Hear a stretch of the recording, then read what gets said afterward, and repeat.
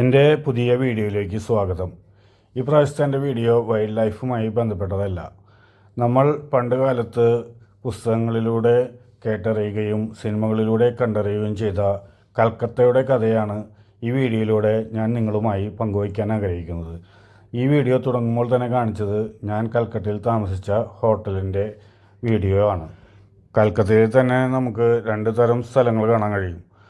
ഒന്ന് ഓൾഡ് കൽക്കട്ടയും രണ്ട് ന്യൂ കൽക്കട്ടയും. നമ്മൾ സന്ദർശിച്ചത് ഓൾഡ് കൽക്കട്ടയാണ്. അതായത് കൽക്കട്ടയുടെ ശരിയായിട്ടുള്ള ജീവിതം കാണുന്ന വെച്ച് കഴിഞ്ഞിട്ടുണ്ടെങ്കിൽ നമ്മൾ ഓൾഡ് കൽക്കട്ടയിലേക്ക് പോകണം. അവിടുത്തെ റിക്ഷാ വണ്ടിയും അതുപോലെ തന്നെ മഞ്ഞ ടാക്സിയും ട്രാമും ഒക്കെയുള്ള പഴയ കൽക്കട്ട, അവിടുത്തെ നഗരത്തിൻ്റെ കഥ, അവിടുത്തെ ആളുകളുടെ കഥ, അതാണ് ഞാൻ നിങ്ങളോട് ഈ വീഡിയോയിൽ പറയാൻ ഉദ്ദേശിക്കുന്നത്. വീഡിയോ തുടങ്ങുമ്പോൾ കാണിച്ച ഒരു കെട്ടിടമുണ്ടല്ലോ, അതൊരു 100 വർഷത്തിനൊക്കെ മീതെ പഴക്കമുണ്ട്. അതിൻ്റെ മുകളിൽ ആലും മറ്റുള്ള ചെടികളൊക്കെ വളർന്നു നിൽക്കുന്നുണ്ട് കേട്ടോ. പക്ഷേ നമ്മൾ അതിൻ്റെ ഉൾഭാഗം കണ്ട നല്ല വൃത്തിയാക്കിയിട്ട് അവർ മെയിൻറ്റെയിൻ ചെയ്തിട്ടുണ്ട്. അതിൻ്റെ നമ്മൾ താമസിച്ച റൂമും വലിയ കുഴപ്പമൊന്നുമില്ല. പക്ഷേ ഉള്ളിൽ മാത്രമേ ഉള്ളൂ. മുകളിലത്തെ ഭാഗമൊക്കെ കാണുമ്പോൾ നമുക്ക് ശരിക്കും പേടിയാവും. ഇതെങ്ങനെയാണ് ഇത് ഇവിടെ നിൽക്കണമെന്ന് തോന്നിപ്പോവും. കൽക്കത്തയിൽ വരുന്നവരുടെ പ്രധാന ഒരു ആകർഷണ കേന്ദ്രം കൂടിയാണ് ഹൗറ പാലം.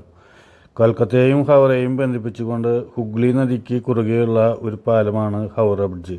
1942 ഇതിൻ്റെ പണി പൂർത്തിയായത്. രബീന്ദ്ര സേതു എന്നൊരു പേര് കൂടിയുണ്ട് ഇതിന്. 1943 ജനങ്ങൾക്കായി ഈ ബ്രിഡ്ജ് തുറന്നു കൊടുത്തു. ഈ ബ്രിഡ്ജിൻ്റെ അകലെയുള്ള ഒരു ദൃശ്യം കിട്ടുന്നതിന് വേണ്ടിയിട്ട് ഞങ്ങൾ ഒരു ഫെറി ഉണ്ട് അവിടെ. ഫെറിയിൽ നിന്നാണ് ഈ പടം എടുത്തിട്ടുള്ളത് കേട്ടോ, ഈ വീഡിയോ എടുത്തിട്ടുള്ളത്. ഹുഗ്ലി നദിക്ക് കുറുകെ മറ്റൊരു പാലം കൂടി ഉണ്ട് കേട്ടോ, വിദ്യാസാഗർ സേതു എന്നാണ് അതിൻ്റെ പേര്. ഏഷ്യയിലെ തന്നെ ഏറ്റവും നീളം കൂടിയ കേബിൾ സ്റ്റേ പാലമാണിത്. അത് കാണാനുള്ള പോക്കാണിത്. ഇനി നമ്മൾ കാണാൻ പോകുന്നത് ട്രാം എന്ന് പറയുന്ന ഒരു സംഭവമാണ്.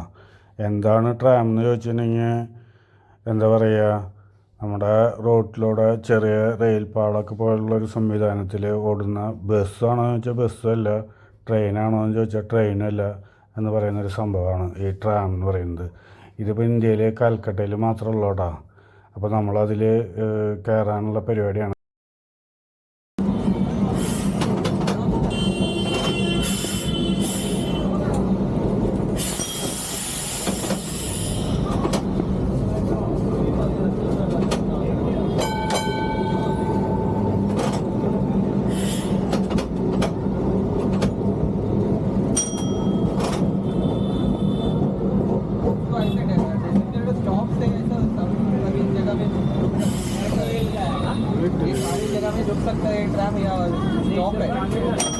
കൽക്കത്തയിലെ ട്രാം സർവീസിന് ഒരു 182 വർഷത്തെ പഴക്കം കിട്ടുക. ആദ്യം ഇത് ഓടിച്ചിരുന്നത് കുതിരവണ്ടിയിലായിരുന്നു. പിന്നെ നീരാവി എഞ്ചിൻ വന്നു. ഇപ്പോൾ ഇത് ഇലക്ട്രിസിറ്റി, അതായത് കറണ്ടുമ്പിലാണ് ഓടിക്കുന്നത്. ഈ ട്രാമൊക്കെ അടുത്ത് തന്നെ നിരോധിക്കാൻ സാധ്യതയുണ്ട്. എന്താ വെച്ച് കഴിഞ്ഞാൽ ട്രാഫിക്കിന് ഭയങ്കര പ്രശ്നം ഉണ്ടാക്കണമെന്ന് പറഞ്ഞിട്ട് അവിടുത്തെ ആൾക്കാരൊക്കെ ഈ ട്രാമിന് എതിരാണ്. ഇപ്പോൾ കാലം മായ്ച്ചു കളയാൻ പോകുന്ന ഒരു കാഴ്ചയായി ഇത് ചിലപ്പോൾ മാറാൻ സാധ്യതയുണ്ട്. എന്തായാലും നമുക്കതിൽ യാത്ര ചെയ്യാനും ഇതിനെക്കുറിച്ചൊക്കെ അറിയാൻ പറ്റിയത് വലിയ ഭാഗ്യമായി കരുതുന്നത്. ട്രാം ഡംപ് ചെയ്യാൻ പോണ സ്ഥലമാട്ടത്. അതായത് ട്രാം പാർക്ക് ചെയ്യുന്ന സ്ഥലം എന്നാണ് ഉദ്ദേശിച്ചത്. കൽക്കത്തയിലെത്തുന്ന സഞ്ചാരികളുടെ മറ്റൊരു പ്രധാന ആകർഷണ കേന്ദ്രമാണ് കേട്ടോ ഈ വിക്ടോറിയ മെമ്മോറിയൽ. 1876 മുതൽ 1901 വരെ ഇന്ത്യയുടെ ചക്രവർത്തിയായിരുന്ന വിക്ടോറിയ രാജ്ഞിയുടെ സ്മരണയ്ക്കായിട്ടാണ് ഇത് പണിതീർത്തിട്ടുള്ളത്. ഇത് ഈ കാണുന്ന ഇതിൻ്റെ മുൻവശമാണ് കേട്ടോ.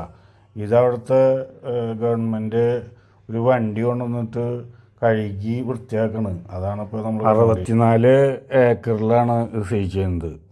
അന്നത്തെ കാലത്ത് ഇത് പണിയാൻ വേണ്ടിയിട്ട് 1,05,00,000 രൂപ ചിലവായി എന്നാണ് പറയുന്നത്. കൊൽക്കത്തയുടെ ഹൃദയഭാഗമായ ക്യൂസ് വേയിലാണ് ഈ മനോഹരമായിട്ടുള്ള കെട്ടിടം സ്ഥിതി ചെയ്യുന്നത്. ഇത് കാണുന്നതിന് വേണ്ടിയിട്ട് ധാരാളം സഞ്ചാരികൾ വരുന്നുണ്ട് കേട്ടോ. നല്ല രസകരമായിട്ടുള്ള വാസ്തു ശില്പ ഭംഗി നമുക്കിവിടെ ആസ്വദിക്കാൻ കഴിയും. പിന്നെ നമ്മൾ സാധാരണ ഈ മ്യൂസിയത്തിൽ കാണുന്ന പോലെയുള്ള സംഭവങ്ങൾ തന്നെ, ഈ വാള്, പരിച, അതേപോലെ അവരുപയോഗിച്ചിരുന്ന സാധനങ്ങൾ, ഇതൊക്കെയാണ്. ഇത് അവിടെ വിക്ടോറിയ മെമ്മോറിയലിൻ്റെ അവിടെ കണ്ടതാട്ടാ. എന്തോ ടൂറിസ്റ്റുകളെ ആകർഷിക്കാനുള്ള പരിപാടിയാണെന്നുണ്ട്. പിന്നെ അവിടെ നേരത്തെ പറഞ്ഞിട്ടുള്ള ക്യൂസ് വേ ആണ് ഈ കാണുന്നത്. കൽക്കത്തയിൽ വാസ്തുവിദ്യയുടെ പ്രത്യേകത കൊണ്ട് ഏവരെയും ആകർഷിക്കുന്ന സെൻറ്റ് പോൾസ് കത്തീഡ്രലാണ് നിങ്ങളിപ്പോൾ കണ്ടുകൊണ്ടിരിക്കുന്നത്. ഇത്തരം നിർമ്മിതികളെ ഗോതിക് വാസ്തുവിദ്യ എന്ന് മാത്രമേ പറയാം. ആംഗ്ലിക്കൻ പശ്ചാത്തലമുള്ളൊരു ചർച്ചാണിത്. കൽക്കത്ത രൂപതയുടെ ആസ്ഥാനം കൂടിയാണ് ഇത് കേട്ടോ. ഇതവിടെ കണ്ടൊരു പ്ലാനറ്റോറിയം കേട്ടോ. അതിൻ്റെ ഉള്ളിലേക്കൊന്നും പോയില്ല. ഈ അടുത്ത് കണ്ടപ്പോൾ ഒരു ചെറിയൊരു വീഡിയോ എടുത്തു എന്ന് മാത്രം. ഇനി ഞാൻ പറയാൻ പോകുന്നത് കൽക്കത്തയിലെ യെല്ലോ ടാക്സികളെ കുറിച്ചാണ്. അംബാസഡർ കാറുകളാണ് യെല്ലോ ടാക്സികളായിട്ട് അവിടെ അറിയപ്പെടുന്നത്. മുമ്പ് ബോംബെയിൽ പ്രീമിയർ പത്മിനി കാറുകളായിരുന്നെങ്കിൽ ഇവിടെ ഇത് കൽക്കത്തയുടെ ഐക്കോണായി തന്നെ മാറിയ ടാക്സികളാണ് ഈ മഞ്ഞ ടാക്സികളെന്ന് അറിയപ്പെടുന്നത്. ഇവയിൽ ഭൂരിഭാഗവും 15 വർഷത്തിനോട് അടുത്ത് എത്തിയത് കാരണം ഇവ നിർത്തലാക്കാനുള്ള സാധ്യത വളരെ കൂടുതലാണ്. അടുത്ത കൊല്ലത്തോട് കൂടിയിട്ട് ഒരു 4000 ടാക്സികളെങ്കിലും നിർത്തലാക്കുമെന്നാണ് പറയപ്പെടുന്നത്. അതിന് മുമ്പ് തന്നെ ഞങ്ങൾക്കതിൽ കയറാൻ പറ്റിയത് വലിയ ഭാഗ്യമായിട്ട് കരുതുന്നു കേട്ടോ. ഇവരധികം പൈസയൊന്നും ഈടാക്കണില്ല കേട്ടോ. മിനിമം ചാർജ് ഒരു 150 മുതൽ 200 രൂപ വരെയാണ് ഇവർ ഈടാക്കുന്നത്. ഞങ്ങൾ മിക്കതും ഈ ടാക്സിയിലാണ് യാത്ര ചെയ്തത്. നഗരത്തിലെ മിക്ക സ്ഥലങ്ങളിലേക്കും ഈ മിനിമം ചാർജ്, അതായത് 150 മുതൽ 200 രൂപ വരെ ചാർജിൽ നമുക്ക് യാത്ര ചെയ്യാൻ കഴിയും കേട്ടോ. അതുപോലെ തന്നെ ഇതിൻ്റെ ഉൾഭാഗമൊന്നും വലിയ വൃത്തിയൊന്നുമില്ല കേട്ടോ. ഇതിൻ്റെ ഫാനൊക്കെ ചിലതിന് കറങ്ങുന്നുണ്ട്, ചിലതിന് കറങ്ങുന്നില്ല. നമുക്ക് വേനൽക്കാലത്ത് ഒക്കെ ഈ ടാക്സിക്കുള്ളിൽ യാത്ര ചെയ്യാൻ പറ്റുമെന്ന് കണ്ടു തന്നെ.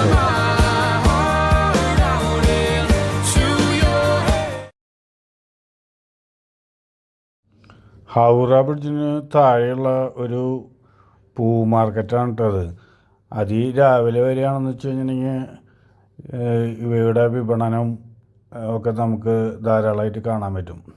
ചെറിയ ഒരു വഴി മാത്രമുള്ളൂ ഇതിലൂടെ നടന്നു പോകാൻ വേണ്ടി. ബാക്കിയുള്ള സ്ഥലമൊക്കെ പൂക്കച്ചവടക്കാരും മറ്റുള്ള കച്ചവടക്കാരൊക്കെ കയ്യേറിയിട്ടുള്ള കാഴ്ചയാണ് നമുക്കവിടെ കാണാൻ കഴിഞ്ഞത് കേട്ടോ. അത് കഴിഞ്ഞിട്ട് ഞങ്ങൾ ഈ പൂക്കച്ചവടം നടക്കേണ്ട ആ വഴി കൂടെ ഇങ്ങനെ നടന്നപ്പോൾ വേറെയും കുറേ കാഴ്ചകൾ നമുക്ക് കാണാൻ കഴിഞ്ഞു. എനിക്കതിന് മനസ്സിലായ ഒരു കാര്യം എന്താ വെച്ച് കഴിഞ്ഞിട്ടുണ്ടെങ്കിൽ കൽക്കട്ടക്കാരുടെ ജീവിതം മുഴുവൻ തെരുവിൽ തന്നെയാണ്. അവരുടെ ഉറക്കവും പഠനവും എല്ലാം നമുക്ക് കാണാൻ പറ്റും. അതേ ഒരു സൈക്കിളിൻ്റെ ടയർ മാറ്റി കൊടുക്കുന്നു, പിന്നെ കാറ് വാഷ് ചെയ്യണു, ഒക്കെ കൽക്കത്തയുടെ തെരുവുകളിൽ നമുക്ക് മനുഷ്യൻ്റെ ജീവിതം ദർശിക്കാൻ കഴിയും. പിന്നെ കച്ചവടക്കാർ കരകൗശല സാധനങ്ങൾ വിൽക്കുന്നു. അങ്ങനെ ഒട്ടേറെ ജീവൻ തുടിക്കുന്ന പ്രേമികളാണ് എനിക്കിത്.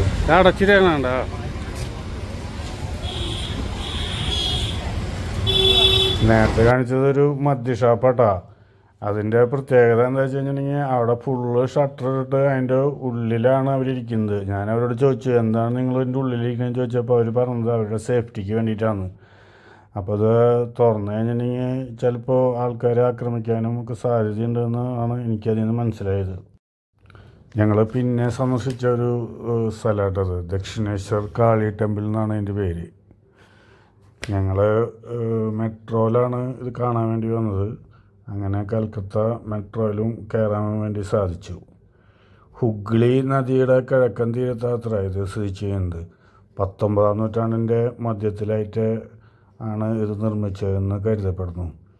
ഇതിന് പുറമെ ഇതിൻ്റെ അപ്പുറത്തൊരു ഫെറി ഉണ്ട്. ഈ ഫെറി കയറിപ്പോയി കഴിഞ്ഞിട്ടുണ്ടെങ്കിൽ ഇവിടെ തന്നെ ഒരു മഠം കാണാം നമുക്ക്. ആ മഠവും ഞങ്ങൾ കണ്ടു. കൂടുതൽ ഡീറ്റെയിലൊന്നും കളക്ട് ചെയ്യാൻ നിന്നില്ല. ഈ ബോട്ടിലാണ് കേട്ടോ ഞങ്ങൾ പോയത്.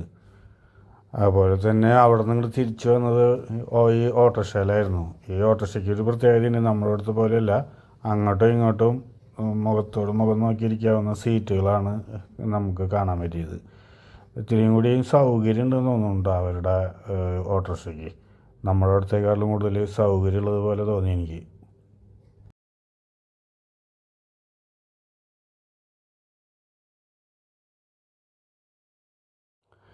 ഇത് ഞങ്ങൾ മെട്രോയിൽ യാത്ര ചെയ്യുന്നതാട്ടാ.